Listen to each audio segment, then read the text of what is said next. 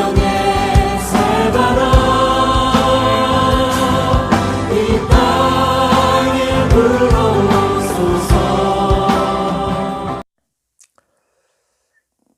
반갑습니다. 산골의 아침. 오늘 말씀은 요한계시록 11장 1절에서 8절까지 말씀입니다. 또 내게 지팡이 같은 갈대를 주며 말하기를 일어나서 하나님의 성전과 제단과 그 안에서 경배하는 자들을 측량하되 성전 바깥 마당은 측량하지 말고 그냥 두라. 이것은 이방인에게 주었은즉 그들이 거룩한 성을 42달 동안 짓밟으리라. 내가 나의 두 증인에게 권세를 주리니 그들이 굵은 베옷을 입고 1260일을 예언하리라.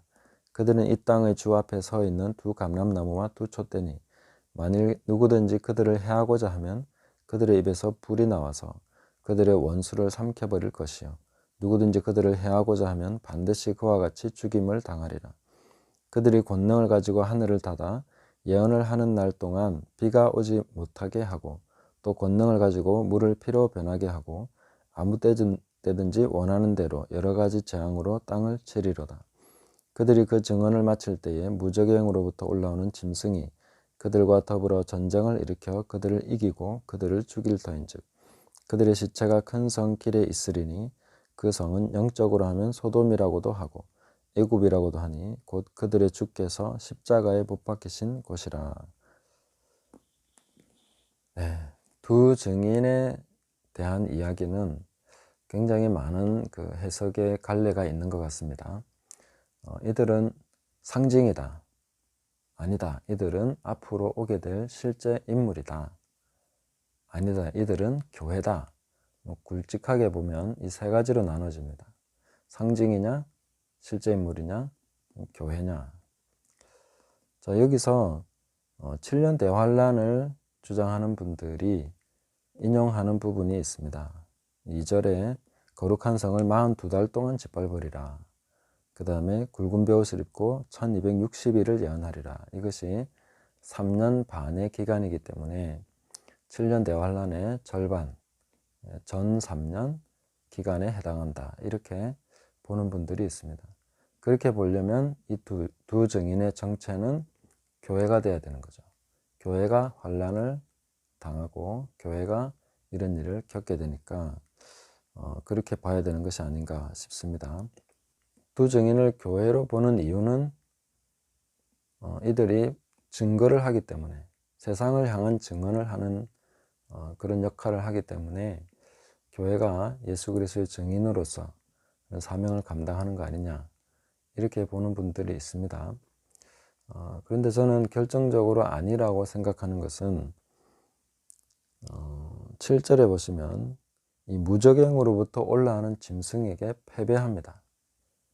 교회가 음부의 권세가 교회를 이기지 못하리라 이렇게 예수님께서 말씀하셨는데 이 음부의 권세에게 패배해버리는 죽임을 당하는 이런 모습을 보게 되는 것이죠. 물론 교회가 환란을 당하면서 성도의 권세가 깨진다는 말도 있고 일부 환란을 겪으면서 그렇게 당하는 면이 있지만 그런 이렇게 죽임을 당해버리는 교회가 죽어버리는 이런 식으로는 될 수가 없는 것이죠. 그래서 이 두 증인은 교회가 된다 하는 것은 무리한 해석이 된다 보는 것입니다. 그럼 이들은 실제 인물이냐? 실제 인물이라고 보기에는 5절에 보면 그 입에서 불이 나온다. 다른 부분은 실제 인물이라도 할 수 있다라고 볼 수 있지만 그러나 입에서 불이 나오는 것은 분명한 상징으로 봐야 되는 것이죠. 그래서 이 사람은 상징적인 인물이다 이렇게 볼 수 있는데 그러나 상징이지만 또 실제일 수도 있다. 이 두 가지가 믹서가 돼 있다 이렇게 볼 수도 있겠습니다. 저는 이 두 가지를 믹서해서 보는 것이 더 정확하지 않겠나 이렇게 생각합니다. 왜냐하면 사도 요한이 갑자기 이 환상과 이적 가운데에 실제 동참하는 그 행동의 주체가 됩니다. 그래서 사도 요한이 직접 갈대를 받고 또 그 두루마리를 받아서 먹기도 하고 갈대자를 가지고 측량을 하기도 하고 이렇게 되는 것이죠. 갑자기 이 현재가 되어버린 것입니다. 사도 요한이 이 부분에 와서는 자기 시대에 이루어지는 그런 예언으로서 자기가 주체가 되어 있는, 그리고 예레미야나 에스겔이나 스가랴가 받았던 그 예언적인 활동, 자기 민족과 백성을 향해서 증거했던 그 역할을 사도 요한이 지금 하고 있는 것이죠. 그렇기 때문에 이 두 증인이라는 것은 상징과 실제가 믹서되어 있는, 사도 요한의 실제 존재지만 또 이 환상 속에 동참하고 있는 것과 같이 이렇게 지금 믹서되어 있다, 이렇게 믹서된 인물이다, 이렇게 보는 것도 좋은 해석이 될 수 있다고 생각합니다. 그럼 이 두 증인의 정체는 무엇인가? 저는 유력하게 모세와 엘리야라고 생각합니다. 물론 다른 여러 견해들이 있어서 그런 것들 다 언급하기도 어려운데요. 제가 모세와 엘리야라고 보는 결정적인 이유는 이 두 사람이 변화산상에서 예수님께 나타났던 사람들입니다. 왜 이 두 사람이 변화산상에서 예수님께 나타났느냐? 그들이 나타나서 했던 일은 예수님이 예루살렘에서 별세할 것을 말씀하셨습니다.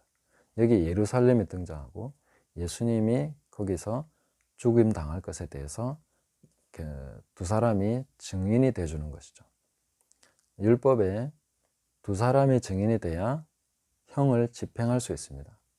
확정할 수 있는 것이죠. 그래서 예수님의 죽음에 대한 증인이 이 모세와 엘리야였습니다.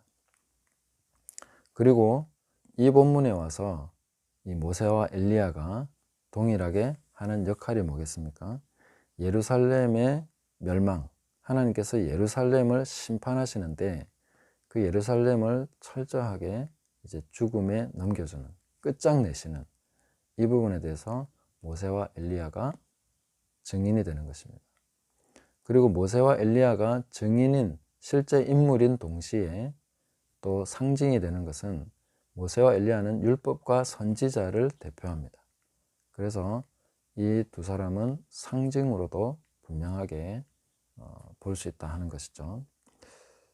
왜 이것이 예루살렘에 대한 심판의 증인이라고 보느냐 하면은 2절에 보시면 아주 명백합니다.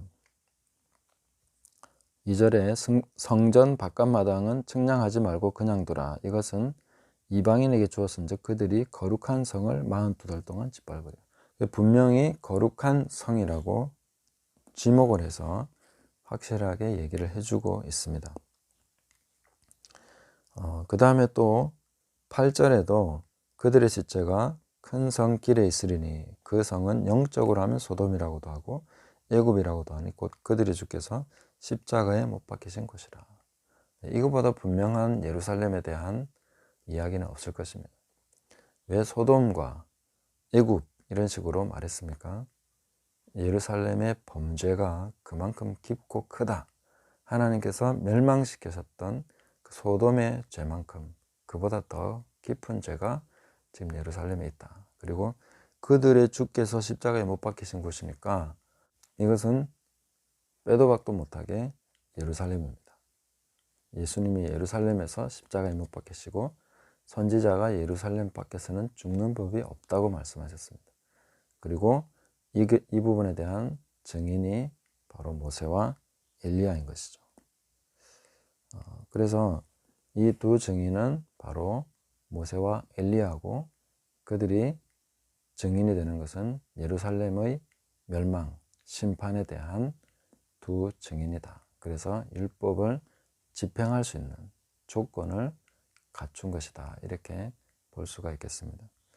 다른 많은 사람들을 언급하는 그런 학자들도 보면 이 기적과 이런 모든 설명이 모세와 엘리야에게 가장 부합한다. 이 부분은 그렇게 거의 다 대부분 일치하는 견해입니다. 자, 그런데 이 본문을 우리가 보면 이 스토리 라인이 두 개라는 것을 볼 수 있습니다. 왜냐하면 이렇게 되어 있는 거죠. 이방인이 거룩한 성을 42달 동안 짓밟는 이 기간이 두 증인이 예언을 하는 기간과 동일합니다. 자, 그렇다면 이것은 영적인 것과 실제적인 것이 두 가지 라인이 병행해서 가고 있는데요. 사도 요한이 성전을 측량하고 그 안에서 경배하는 자들을 측량하고 이 바깥들은 내어줬을 때에 이 사도 요한이 직접 여기에 참여한 거죠. 현실에 동참하게 됐습니다. 그리고 사도 요한에게는 미래에 일어날 일이죠.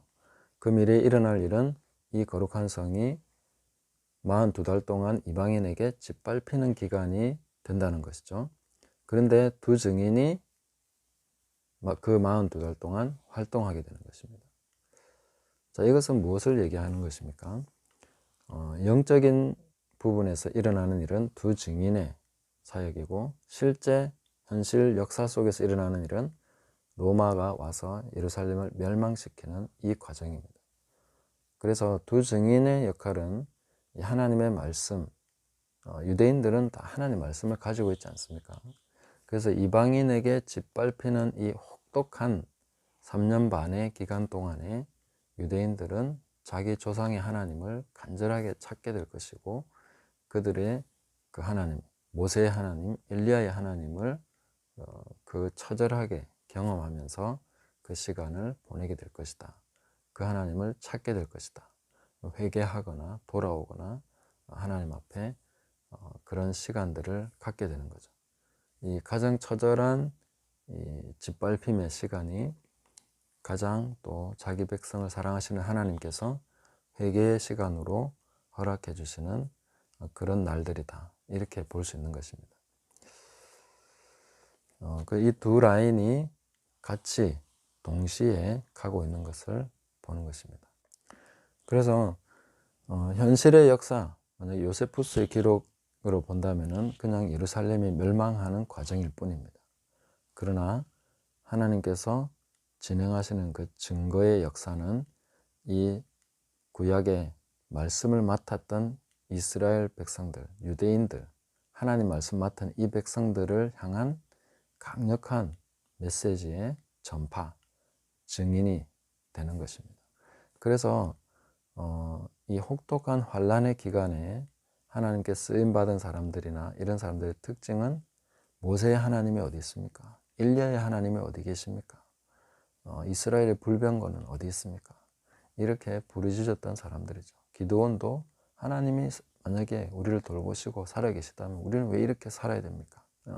애굽에서 우리 조상들을 이끌어내신 그 하나님을 간절히 찾게 되는 그런 시간이 바로 혹독한 환란의 시간, 예루살렘이 멸망당하는 그런 시간이 된다 하는 것을 보여주고 있는 것입니다.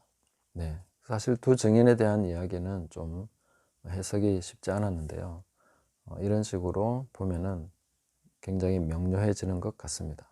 그리고 7년 대환란에 대해서 주장하시는 분들의 주장은 이 본문에서는 맞지 않다.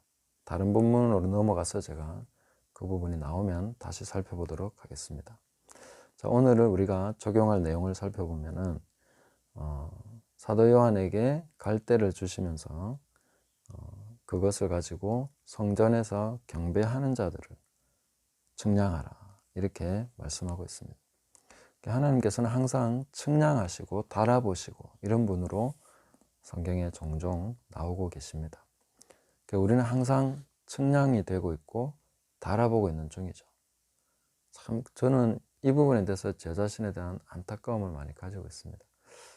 이런 걸 알면서도 평소에 왜 내가 하나님 앞에 더 거룩하고 정결하고 더 신중하게 더 절제되게 살지 못하는가, 이런 부분에 대해서 굉장히 안타까움을 가지고 지금 그런 부분을 해결하기 위해서 많이 기도하고 또 그렇게 애를 쓰고 있습니다. 오늘도 하나님이 우리를 측량하고 계신다, 우리를 달아보시는 하나님이시다 하는 것을 기억하시면서 그 하나님과 온전히 동행하시고 하나님 더 가까이 하시고 하나님이 달아보실 때 만족하다, 하나님이 인정하시는 그의 의를 간절히 구하시면서 하나님과 함께 동행하시기를 예수님의 이름으로 축복합니다. 감사합니다.